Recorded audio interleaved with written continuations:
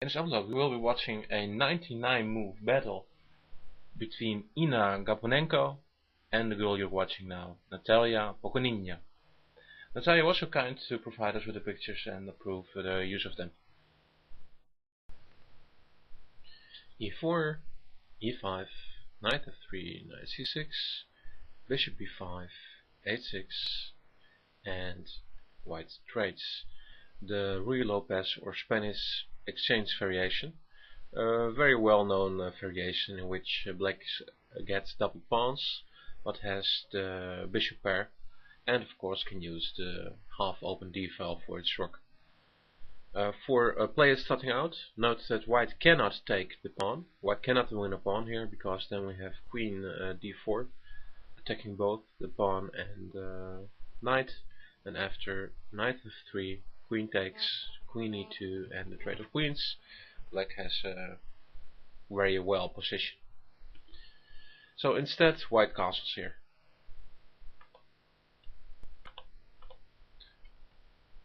Natalia now plays queen f6, bringing out the queen rather early.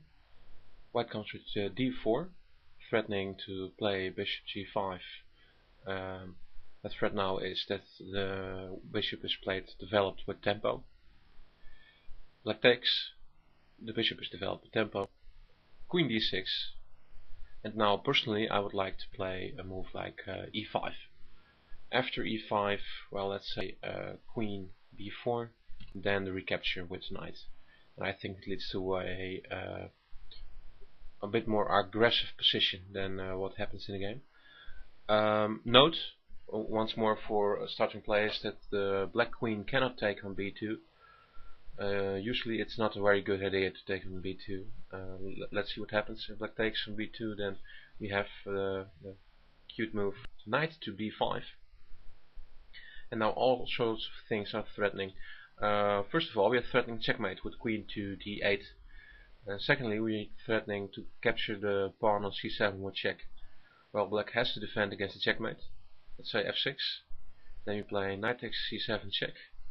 Well, king e7, then it only gets worse, because after e takes f6, then also our rook can come in if we need it. So let's try king f7. Then we have queen to d8, threatening checkmate once more with queen e8. Black has to defend against the checkmate, so queen captures e5. Bishop f4. Of course, black cannot take now because of the earlier mentioned checkmate. And after black defends against a mate with the most logical of moves, queen e7, well, then after the queen trades, white's just up lots of material. So that's why black cannot take on b2. Be careful if you ever consider taking on b2, because mostly white rook can go to b1 and you will be in lots of trouble there. Okay, e5 was not played in the game. Instead of e5, white played knight takes d4 immediately. Of course, that's also playable. Bishop d7, knight c3, knight e7, bishop e3, c5, thrusting forward, knight b3. Now Natalia trades the queens. b6. Of course, b6 was necessary because the c5 pawn was attacked twice. Now a4 and a5, stopping the attack. And in my database, this is the last book move.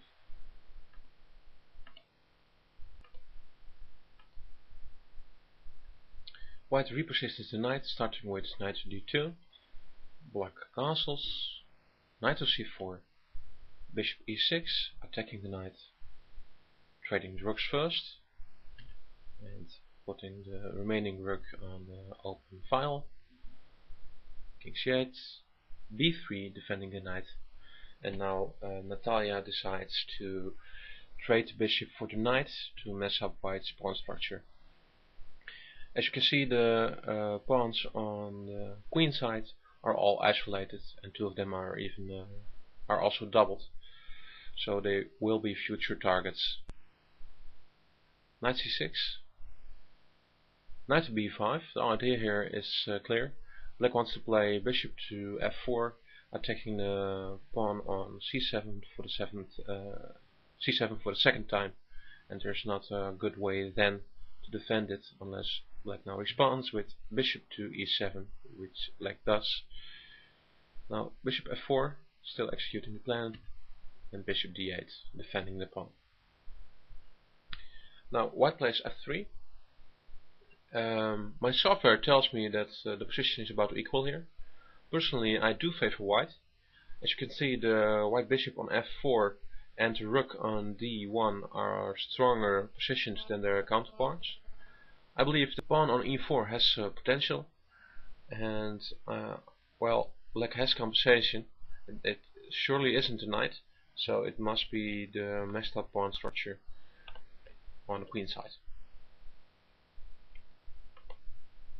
In this position, Natalia plays h5, with the pawn move activating the rook and also creating a pawn storm against the enemy king, but more of all against the pawn structure of white. White plays h3, g5, continuing with the plan, bishop h2, and now g4. Personally, I think I would have tried king to f2, because if black now plays f5, then we can follow up with e takes f5, and now Natalia cannot really play g takes f3, because then we have king takes f3, so she wouldn't fall for that. She could however play g takes h3, but then we have the idea of g4 with a protected passed pawn on f5.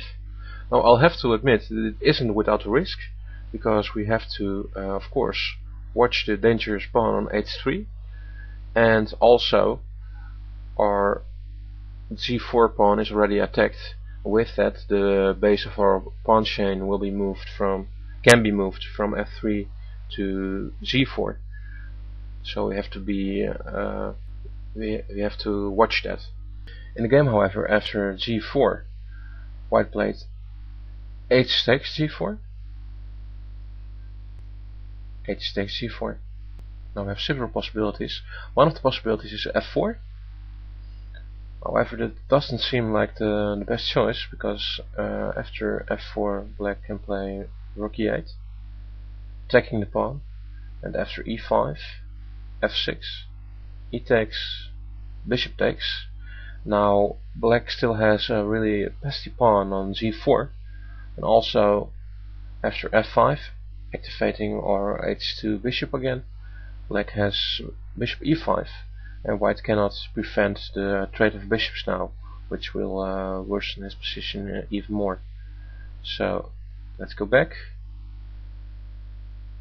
Another possibility would be f takes g4, but of course white does not want to play f takes g4, because then all of our pawns will be isolated. As you can see, we have 6 isolated pawns here, with 2 of them being double pawns, and all of them will be targets. So Inna plays bishop to g3, but now black has f5, and after e takes f5, black plays g takes f3, and after the recapture, white still has all of his pawns are isolated and targets. Natalia immediately switches to target eating mode, and white plays king c2. Rook takes f5. Material now officially is even. Bishop h1, rook h1, rook f7, rook h8, pinning the bishop. King b7, rook g8. Now Natalia goes for bishop to f6, finally improving the activity of the black's bishop. And after rook g6, bishop e5. Now note that white cannot play bishop takes e5, because then the black knight rises and plays knight takes e5, and we now have all kinds of nasty things. We attack the rook, we attack f3 two times, we attack c4. And after, let's say, rook g3, we have knight takes c4, and immediately again we are threatening forks, and it's all kinds of nasty stuff here. So that's not an option for white. White plays f4. Well, of course f4 gives the pawn to black, because bishop takes f4, bishop takes f4, and rook takes f4. Now it's not easy to win this position, but if one has the upper hand, of course it is black. Of course black is already up a pawn, and as mentioned before, the white pawns are isolated and therefore targets. Inna believes that attack is the best defense and plays rook to g7, hitting the c7 pawn, obviously. Black plays knight e5, and now I'm pretty convinced that the best move here would be rook takes c7 check, forcing the move king to b8, after which we can play rook e7, black takes c4, also defending the rather important d6 square. And after king g3, well, white at least keeps black's king out of the game for a while. So it's not so easy for black to win this. In the game, however, white decided not to play rook takes c7 in this position, but played knight takes c7. Of course, there is now a very easy threat if black would do nothing. That is knight to d5 check, winning the rook. Of course, that is not something that most players, or even most amateur players, would fall for. So Natalia here takes the pawn on c4 with rook, and white continues with knight d5 check, allowing king c6. Now knight e7 check, king d7, knight d5. Now black cannot keep defending the pawn on b6, because if black would try with let's say with king c6, then simply the position would be repeated. Knight e7 check, and let's say king d6, knight c8 check. Well, again we have to hug the pawn, knight e7 check, and we have a threefold repetition here. So that's no option. Natalia goes with king d6. Now the knight takes the pawn on b6, rook takes c2, and now we have a 2-to-1 advantage, which is pretty hard to convert, because you have to keep in mind that white can sack his knight against the pawn.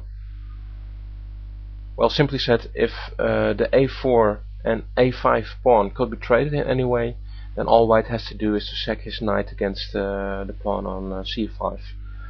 I think Natalia would still try to win with rook and knight. I'm not sure about that, I didn't ask her, but knowing how she plays, I think she will try.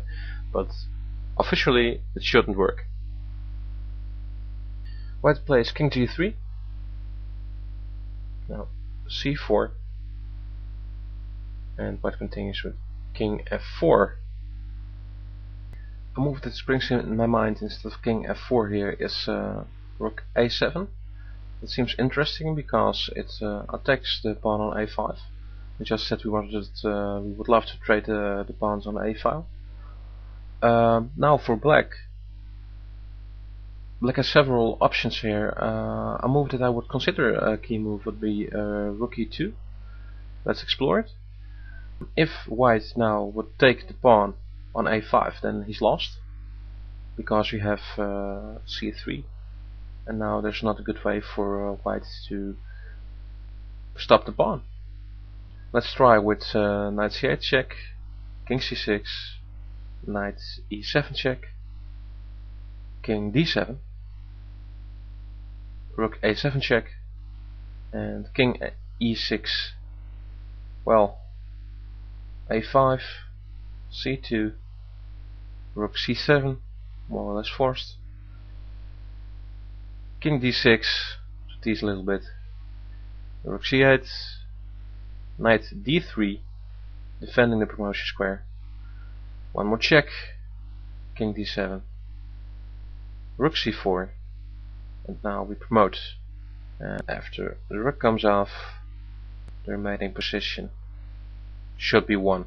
Rook and knight versus knight shouldn't be too hard for black. However, this line of play is not forced, of course, and after we play rook to e2 in this position, white has knight c8 check, which is pretty annoying because we cannot move upwards to the 5th rank, because then white can capture the a5 pawn with check. So we have to stay on the 6th, but then white really can annoy us with checks here, and well, we have to try to walk out of it. We still don't want to move to f5, because then rook takes a5, pins the knight. So this will be rather annoying for black. So that's why we don't want to play rook to e2. Otherwise a strong move.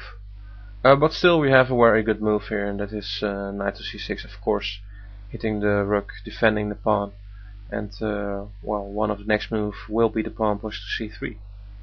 So this is probably why white decided against rook a7 and played king f4 here. After king f4, a good move would have been c3, as almost always pushing the passed pawn is the best move on the board. Natalia, however, played rook to e2, which is quite understandable. It defends the knight on e5. It clears the way for the eventual advance of the pawn from c4 to c1. And also black's idea now is to play the move king c5 and follow it up with king b4, where it does both. It attacks the pawn on a4 and it helps escort the pawn, the passed pawn c4. Rook g5, a good defensive move. It defends against a threat and more or less forces to move king e6. And now Inna continues with the move rook g3, stopping the advance of the pawn. Now king d6, once more with the idea of king c5, and now rook g5, repeating the position. Now Natalia plays the rather amazing move c3 anyways, which is really nice. Several options here. Of course, white wants to win the knight. Black can now not recapture, because that would lead to a draw. If black now would play rook takes e5, then white would follow up with knight c4 check, and after king d5, knight takes e5, white will stop the pawn on c3. The very simple c2 now of course runs into knight d3. Let's try something else. King d4, defending the square d3. Now we have knight f3 check, and after king d3, knight d1 check, king d2, knight f3 check, king d1, we have knight to d4. And now it's a draw. If black plays c2, then we have knight takes, and after king takes, white's king is in time. Black tries to block white's king, but it doesn't help. And as you can see, white is home safe. If you couldn't calculate that fast, this position right here, the move knight to e5 would have been sufficient, because after c2 we then have knight to d3, stopping the advance of the pawn, and after king d2, king e4, it's clear that it's a draw.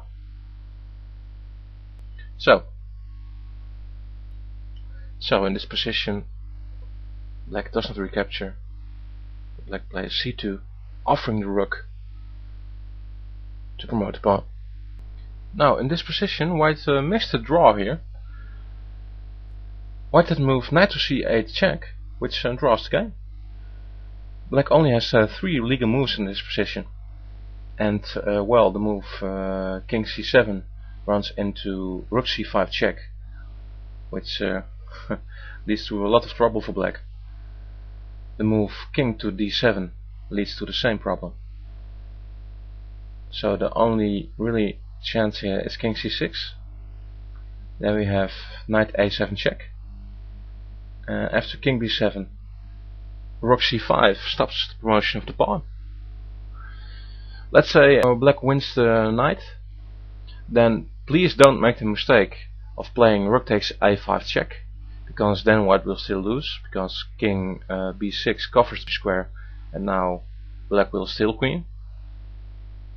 But if you instead play king f3, attacking the rook on e2, then the drawing is rather simple, to be honest. After rook h2, king e3, well, what will follow is clear, king d3, and after that with the rook we will capture the c2 pawn. And to be honest, it doesn't really matter if black wins the a4 pawn or not, because with the rooks on the board and with the rooks off the board, the rook pawn on itself is not enough to win the game, so this would be a draw.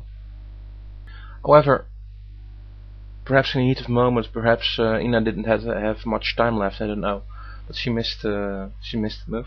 She played knight c4 check, leading to king d7, and now she took the rook on e2, allowing black to queen.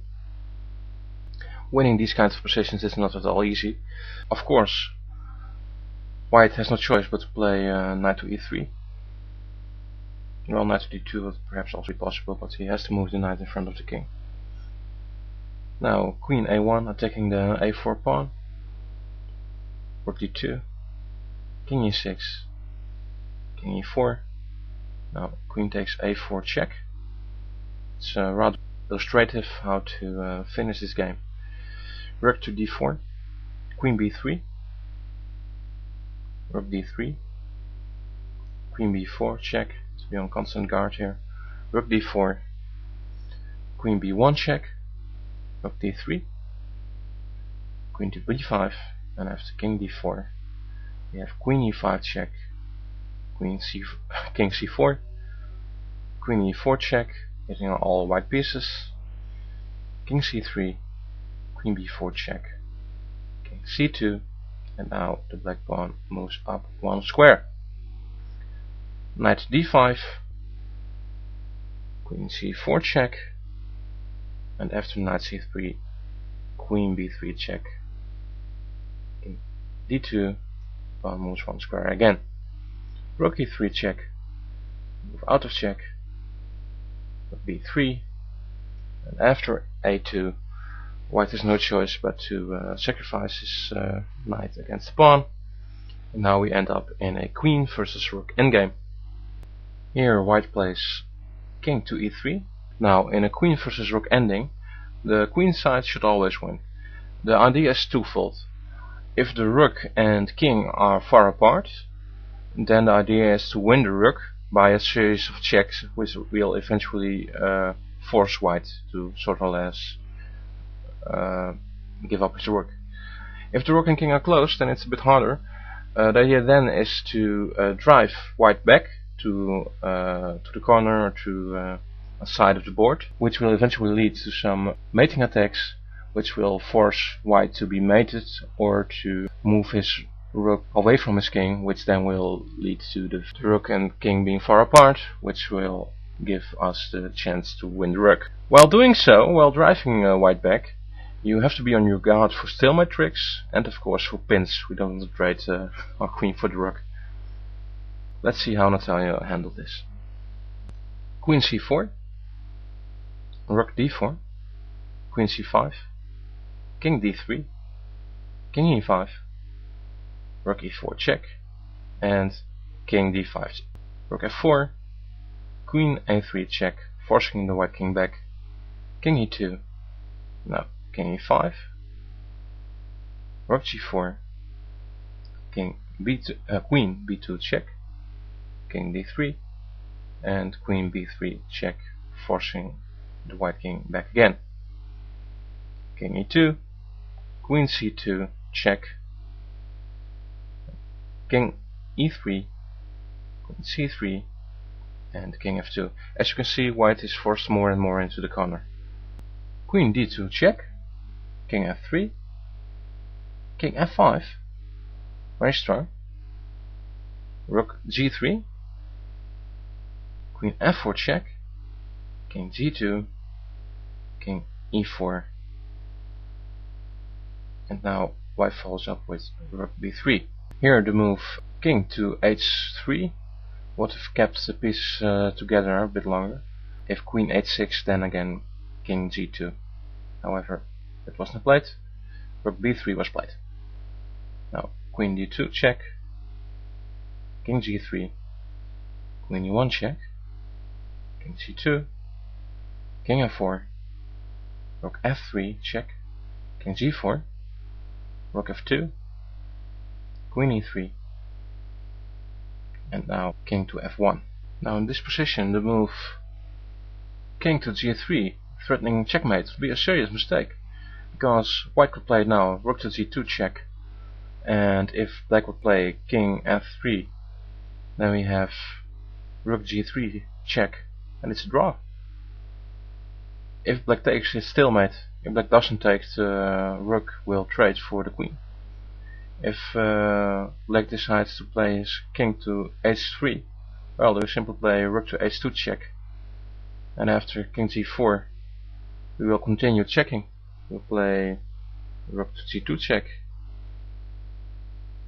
king f4, rook to g2 check, and if ever the king steps behind the queen, then we immediately pin it, thus trading.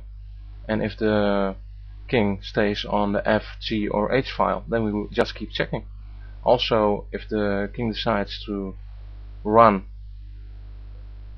to the h file again, it doesn't help in the slightest. What to do? If you take it, once again it's stalemate. Natalia goes for queen e4, and now Inna plays rook to f8, doing exactly what we want her to do in queen versus rook ending, putting the rook far away from the king. So now our goal will be to capture the rook. Queen c4 check.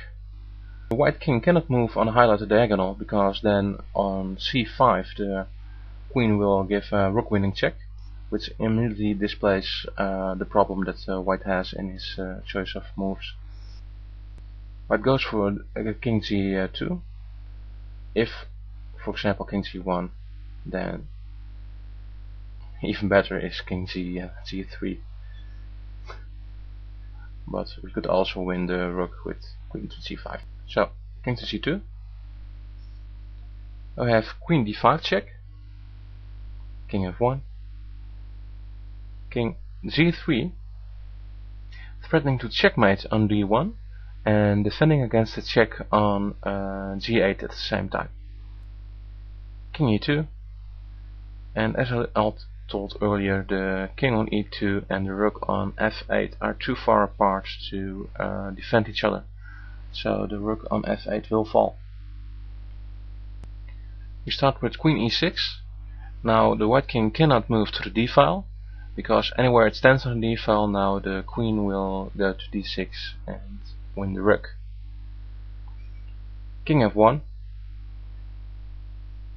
queen a6 check, and if king g1, then we have queen a1 check.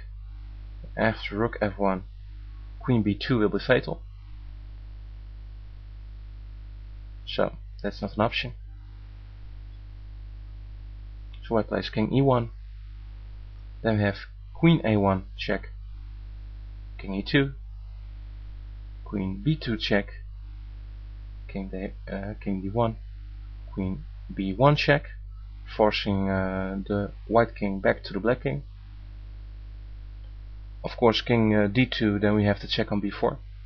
Now queen b5 check. Now white doesn't have a choice anymore.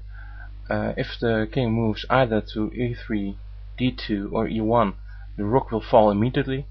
So the only choice she has is to move the king to d1. But then we have rook to queen to d7 check, and this is a nice tool you can use. As you can see, I highlighted the diagonal a3 to f8, well, except I didn't highlight the rook. If the king moves to the e file, then we have a check on e7. So he has to move to the c file. Then we have the same idea. We move the queen to c6, give him check. He can't move to the d file because then he will receive a check on d6. So he's more or less forced to go to the b file. Then we have the same idea again. We give check on the b file. He can't go to c. He has to go to the a file. And then, well, it's a kind of a checkmate with the rook. You can compare to that. In this position, after 99 moves, Inna resigned. Natalia happily took the point after a really hard, long fight. As you can see, the white king has to move to either b2 or b1, and in any case the queen will move to b4, giving check, winning the rook, standing on f8. And well, I'm sure that the queen versus nothing endgame, you'll figure out how to checkmate. So that's it for this upload. Thank you for watching. Thank you, Natalia, for playing this beautiful game, and I hope to see you again. Bye bye.